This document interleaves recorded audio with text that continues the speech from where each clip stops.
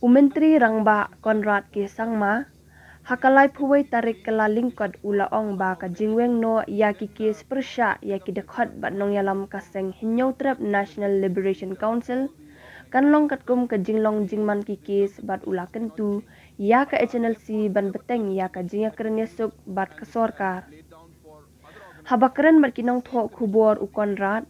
ula ong ha kabaya deipat ba ka jingmap yaki kambaman ni amnesty jong ka HNLC ru layakren kat kum ki jinglong jingman ki kes ka wei pa ka wei ula ong ru ba ki don ki kes ki balong shirkhai palat kumta baro an khmi lala ka jong ka kes henry kamlong pat ban shim kum ka hukum ban map lut ya baro ki kes bat ka shong ha ka jinglong jingman jong ka wei pa ka wei ka kes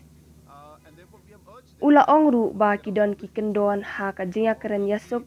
bat kan bu jing e ladapan kala ya ki kendon ha ka kam yakren ya ki weipat ki kenhun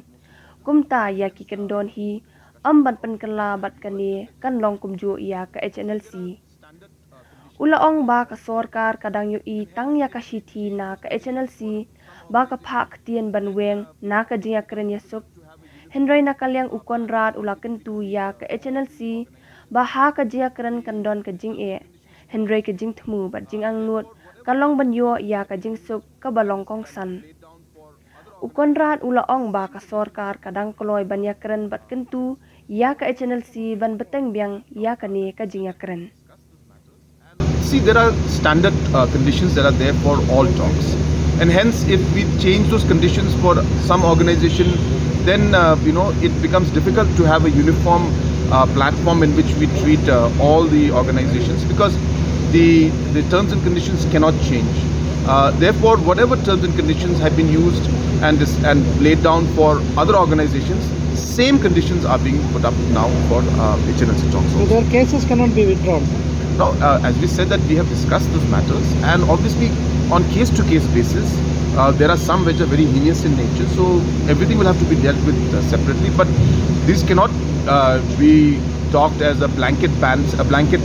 order saying that all cases can be withdrawn. It depends on case-to-case basis. But is the talks is on or is it called off?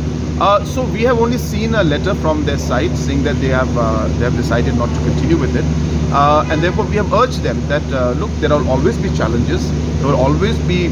certain things which need to be ironed out, but ultimately the